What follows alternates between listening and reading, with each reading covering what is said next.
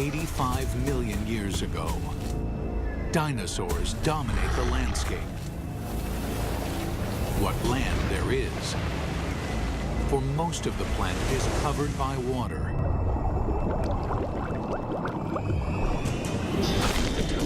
These vast oceans are a cauldron of violence, a world much more dangerous than the land above. This is the brutal world where an ultimate predator is born and bred.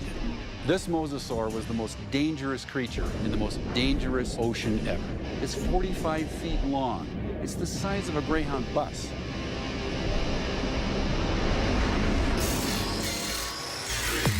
Now a monster is resurrected inside a laboratory, and its killing secrets revealed. This is a mosasaur, and this is a megabeast.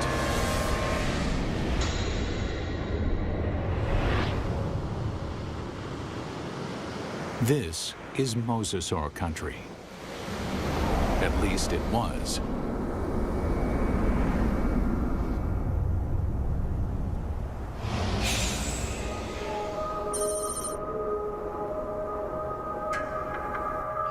Where I'm standing would have been the bottom of the Western Interior Sea about 85 million years ago. Mike Everhart is one of the world's leading experts on mosasaurs. The horizon would have been ocean for as far as you could see. The seaway stretched for hundreds of miles from where we're standing. At this time, the climate is warmer, so there are no polar ice caps. Sea levels rise until well over 80% of the planet is covered with ocean. The center of North America was covered with water from Nevada to Missouri, from the Gulf of Mexico on up past the Arctic Circle. The floor of this ocean, known today as the Kansas Chalk, was created by billions and billions of nanofossils, the shells of tiny plankton that drifted down and were deposited on the seabed. What we're looking at here is literally hundreds of thousands of years of deposition on the sea bottom of the Western Interior Sea. What we see back here is roughly an inch per 700 years to build up that much chalk. So there's untold billions of these animals there. And entombed in this chalk are giant fossils of mosasaur. In the late 1830s, the bones of the beast are first uncovered in North America. This is where the mystery of the mosasaur begins, because nobody can say just what this creature is. It is a question that first arises when a massive skull is found near the Meuse River in Holland. The first guy who looked at it thought it was part of a fossil whale. It was also thought to be the jaws of a crocodile, a giant lizard, and one person even suggested it was a dragon slain by a medieval knight. A French paleontologist described it as a mosasaur, meaning Meuse River reptile. Eventually, the American bones are matched up with the earlier fossil find in Europe and correctly identified as a mosasaur. Over the next 80 years, as scientists begin the serious hunt for dinosaur fossils, a pattern emerges. In every corner of the globe, they find mosasaur bones. This points to one conclusion. No other predator has ever dominated the planet like the mosasaur. This guy weighed 8 tons. It could easily swallow a full-grown human male whole, just like a tater tot. Scientists investigating mosasaurs realized that nothing on Earth could have stopped them. It took a cosmic catastrophe to end their reign.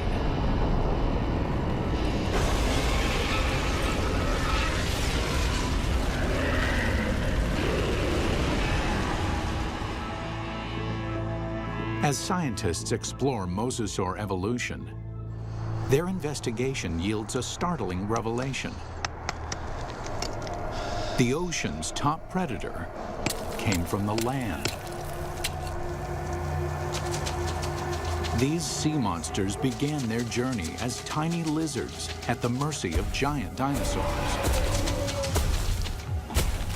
How they became colossal mosasaurs remains a mystery, until 1989, when a fossil hunter named Van Turner finds a very unusual skeleton. Turner takes the fossil to Mike Polson, a paleontologist at Southern Methodist University.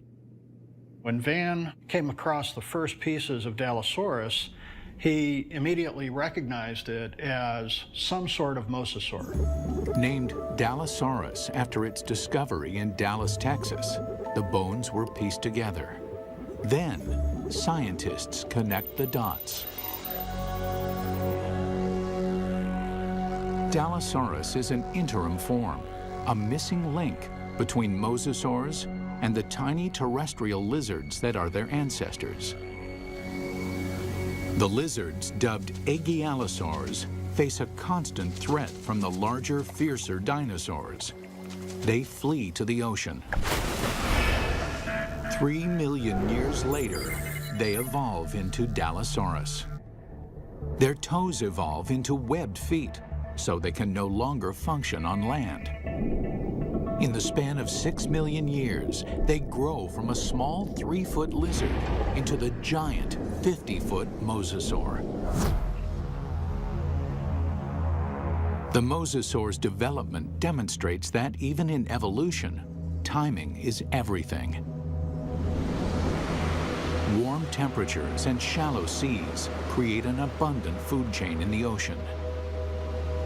This is a perfect environment for animals to take to the water. But these life-giving seas can quickly turn deadly, even for mosasaurs. The competition is everywhere. Everything in the oceans then would have looked very strange to us today. All the fish seemed to have been armed with mouthfuls of teeth. It seemed like everything in that ocean was a predator and just built for killing things. Like Zephactinus, a bony fish that is armed with a mouth full of long, needle-like teeth. The plesiosaurs are marine reptiles and top predators for over 100 million years. They come in 2 lethal varieties. One deals death through speed and agility. The other is a behemoth, so mammoth, nothing dares challenge it. And of course, there are the sharks. These predators were around 100 million years before dinosaurs had ever roamed the earth. This is a tooth from a large shark that lived during this time, during the age of mosasaurs swam in this ocean. It's from a shark called Cretaceous Period, the Ginsu shark. And I called it that specifically because it's sliced and diced. The Ginsu is a giant shark. Reaching a length of 25 feet, it dwarfs any modern great white. This shark was literally able to bite through bone. We know that because we find pieces of mosasaur that have literally been severed from the bodies, swallowed, partially digested, and then regurgitated again. To survive, mosasaur had to change its land-based behavior, tearing out a place for itself at the very top of the food chain. But what allowed this creature to evolve into such a relentless killer? It's all in the bite. You'd probably be in shock after a bite like this.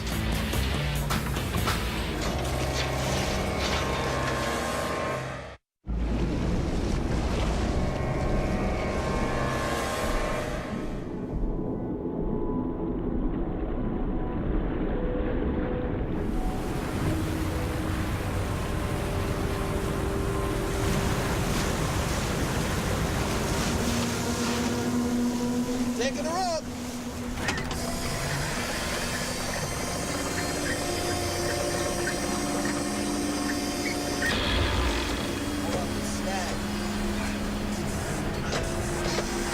Give it more power!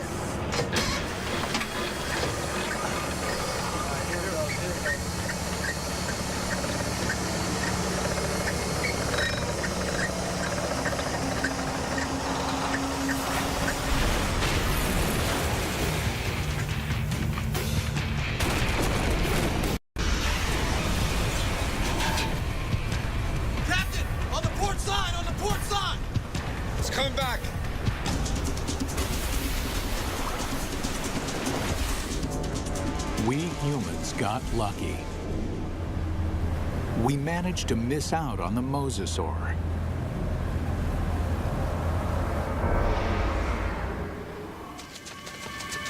"95 million years ago, it is just a small lizard forced to flee into the ocean.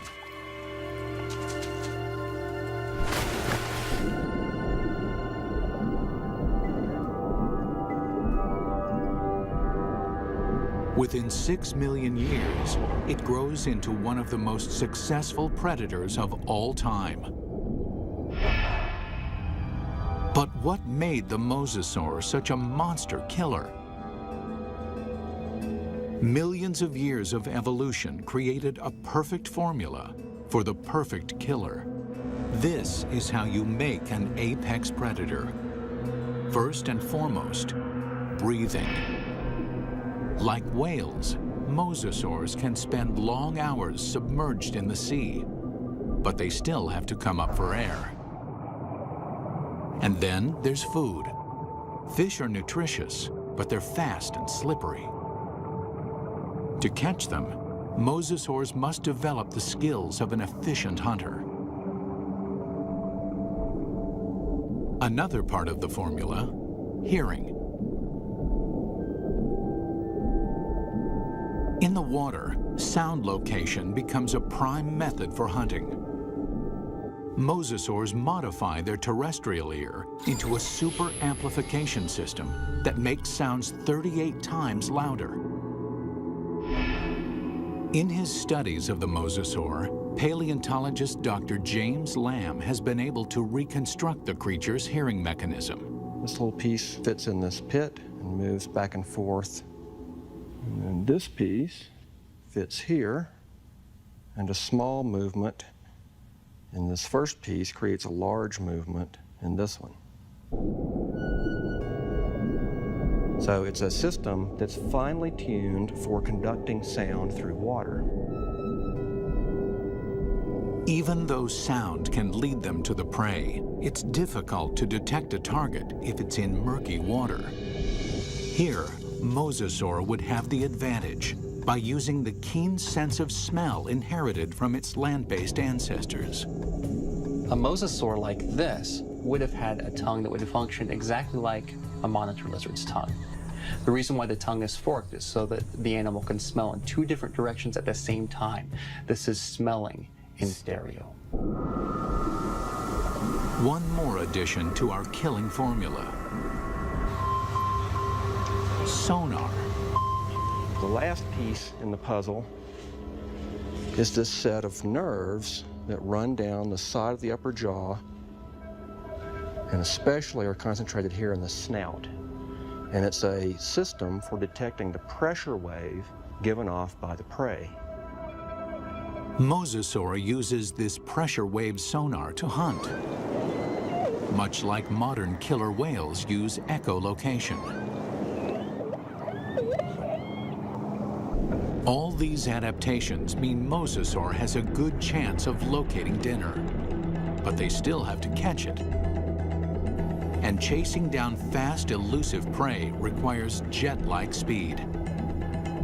So how does an 8-ton, 50-foot monster propel itself? This alligator has another piece of our formula: a massive tail. Along with crocodiles, gators have a long, flattened tail shape similar to mosasaurs.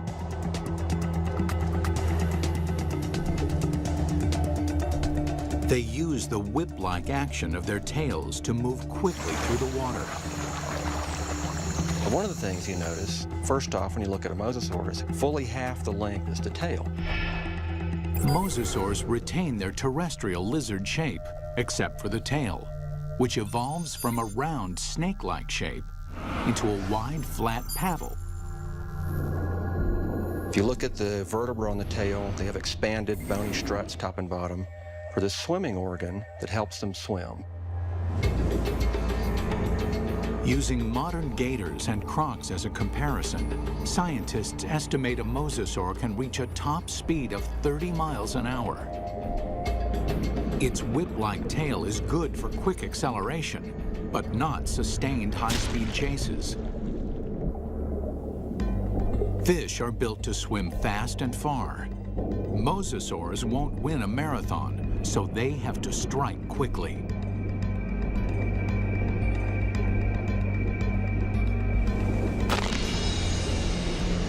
Which means this enormous beast has to somehow hide its 50-foot body and ambush its prey.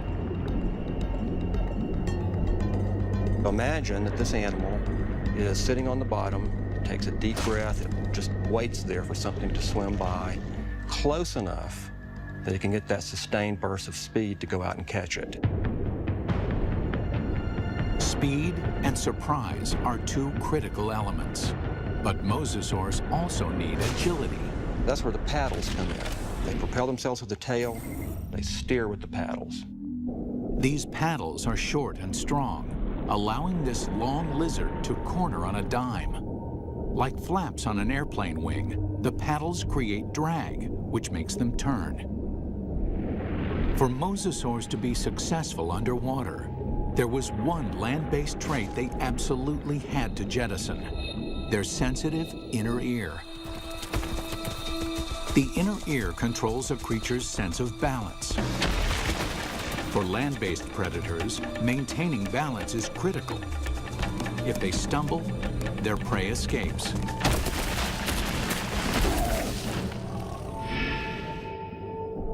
But in water, animals move in every direction, like a gyroscope.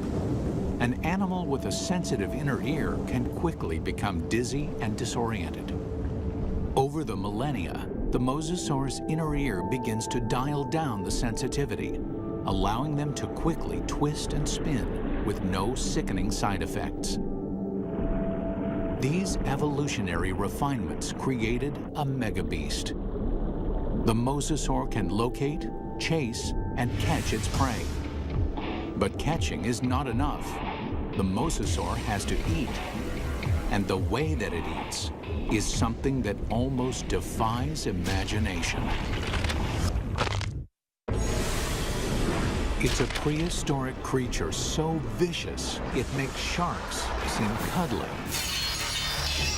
With jaws like steel, it's large enough to swallow a human in one bite. This underwater T-Rex is bred only to hunt and to kill. And across the oceans of planet Earth, this megabeast rules.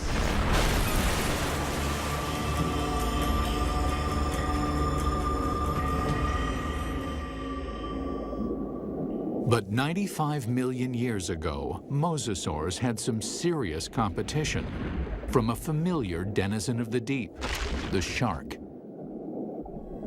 Prehistoric sharks, like their modern cousins, are vicious and durable, traveling vast distances, ripping apart any creature that gets in their way.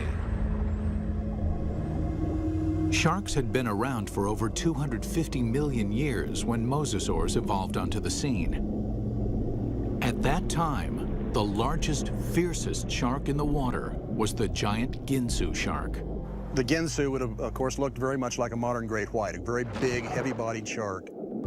At a length of 25 feet, the aptly named Ginsus are over 10 feet longer than a typical great white.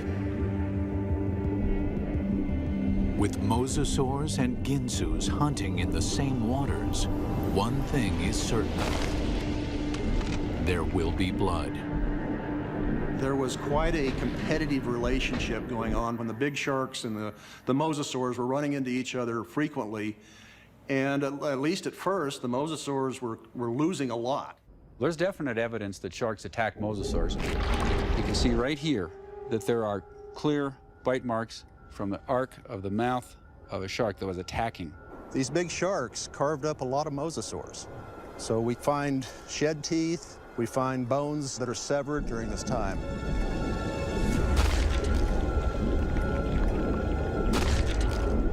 While an adult mosasaur can hold its own against a Ginsu, there are other mosasaurs. Mosasaur couldn't do any of that. So what they've done is to basically make a toothed conveyor belt to help sort of tractor the prey down its throat. You can look at mosasaur fossils, and you can look at modern analogs that have a skull that works in a broadly analogous way. But sometimes building a model tells you something you just can't find out any other way.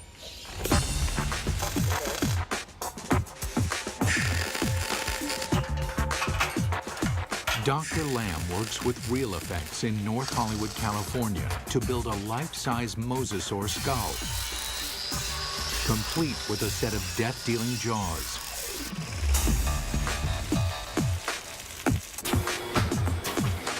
The massive steel jaws are powered by pneumatics instead of muscles and ligaments. Never thought I'd see a steel mosasaur skull, but this is very cool looking. We've got 3 pneumatics. We've got 2 operators to run it, and we've reduced it to 3 basic motions. One set of pneumatics opens and closes the jaws. One set moves it backwards and forwards. And the third set runs the pterygoids in the roof of the mouth. The pterygoids are the terminator teeth. No other ocean predator has them. A second set of teeth running down the roof of the mouth. These are a truly fiendish adaptation. They actually work independently to move the prey backwards in the throat, and also to hold it still, to pin it down as it opens its mouth for the next bite. Now we see how these jaws worked in deadly concert. The bite, the ratcheting jaw, the terminator teeth. Test 1. Find out what the mosasaur's first bite would do to any creature unlucky enough to get on the wrong end of these teeth. Mosasaurs had a really big bite. So we've got a piece of foam that would be about the same size as an 8 or 9 foot long shark, or maybe part of the neck of a long-necked plesiosaur. We're going to put it sideways in this mosasaur model's mouth and just see exactly what would have happened.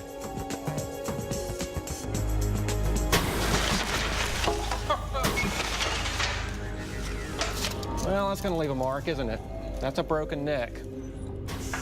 I'm pretty convinced that this thing would have probably killed something with the first bite. First time it bit down and ratcheted back like that, the thing's neck is broken. Test 2. Measure the capacity of its bite. Very simply, when our metal mosasaur chomps, how much ersatz meat goes into its mouth? We've got this piece of foam with 4-inch squares painted on it. We're going to feed it to this mosasaur and see how much with each bite this thing would have dragged its prey down its throat.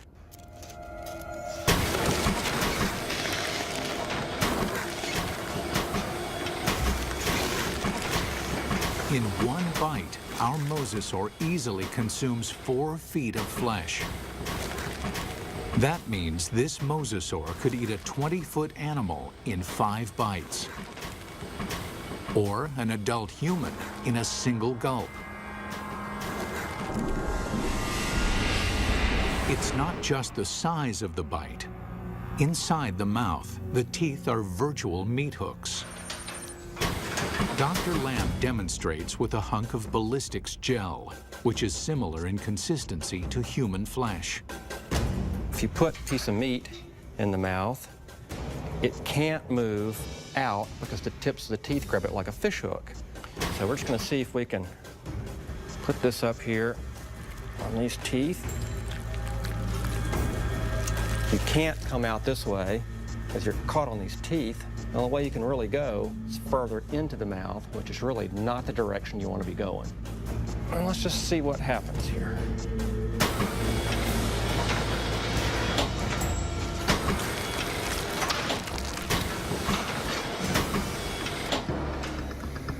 Well, I don't think there's any doubt that you wouldn't want to be a swimmer in a late Cretaceous ocean. You can actually see tooth marks where it just cut right through about 10 pounds of flesh like it was just butter. That would be nasty.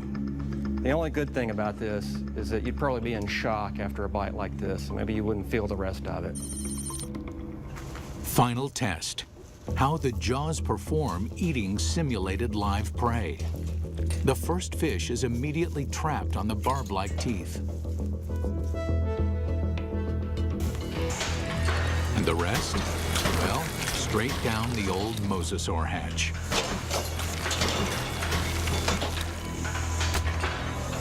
In 20 seconds, our captive mosasaur can eat 500 pounds of fish. Why? It doesn't bother to chew them.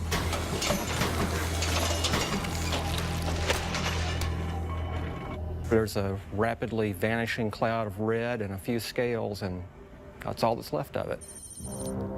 For dessert, they test an item that mosasaur never had the opportunity to eat.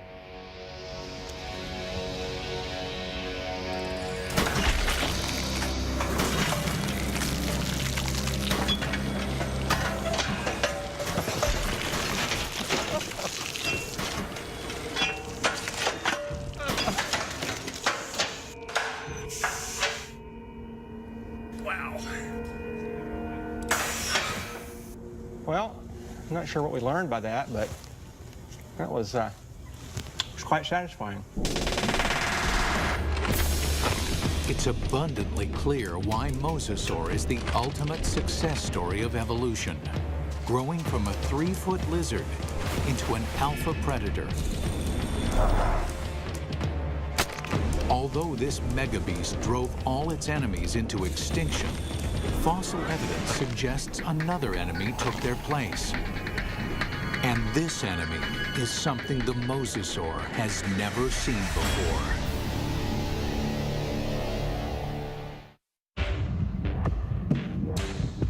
From its humble beginnings as a 3-foot lizard, the mosasaur evolved into the most dominant megabeast the world has ever seen.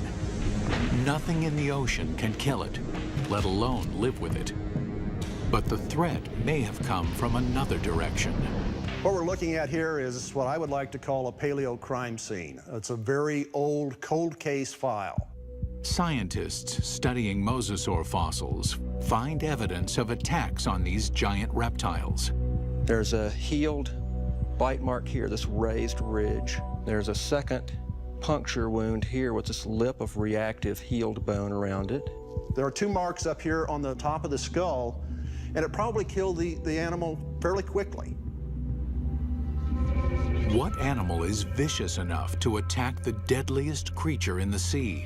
And we can measure the distance between those bites, and we can marry it up with the jaw of another larger mosasaur, and the teeth fit perfectly into those holes. It makes perfect sense. The only thing mosasaur had to fear may have been mosasaur itself.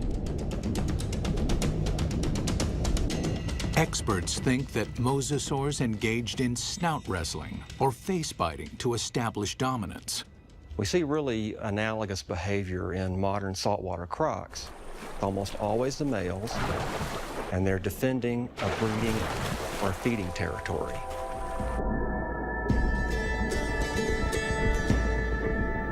A mosasaur battle unfolds like a bizarre undersea ballet.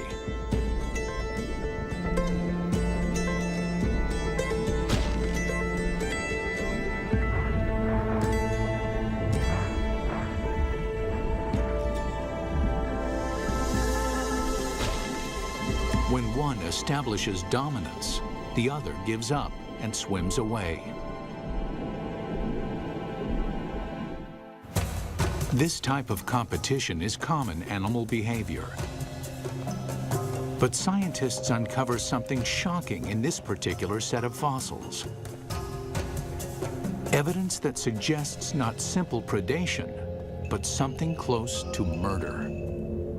We've got the fossil evidence that shows that mosasaurs killed other mosasaurs, and they didn't eat them. I mean, it wasn't for food. By looking at the damage on the skull, Everhart believes that this wrestling match turned deadly.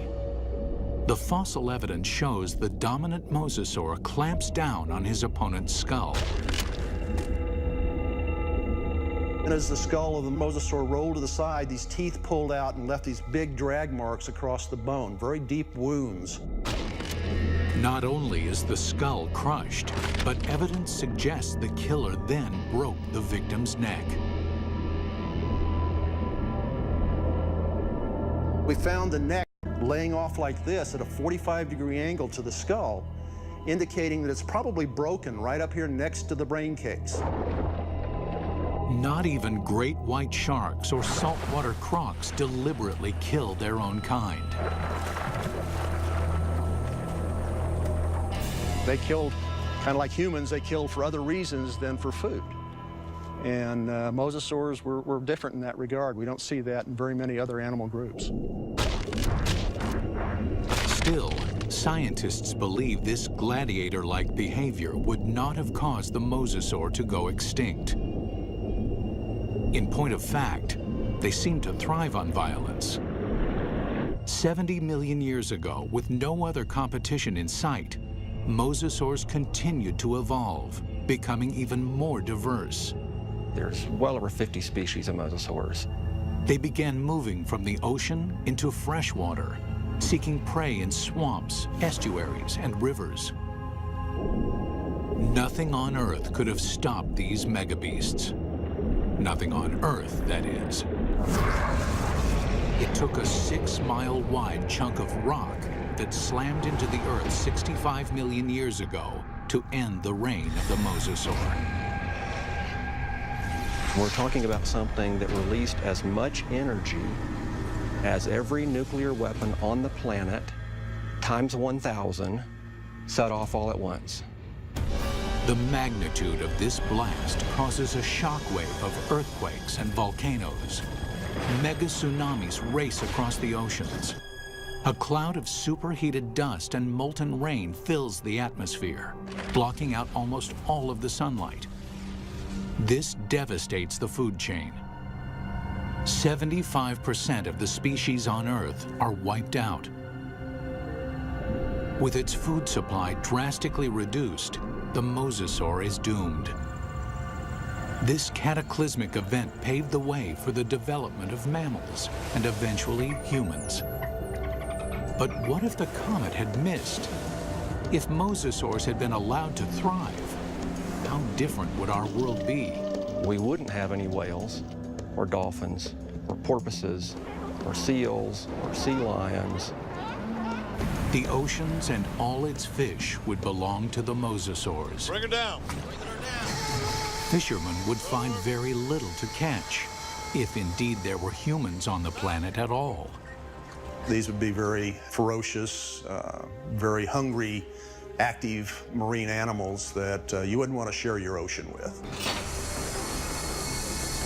It's fascinating and frightening to contemplate what might have been had these megabeasts survived.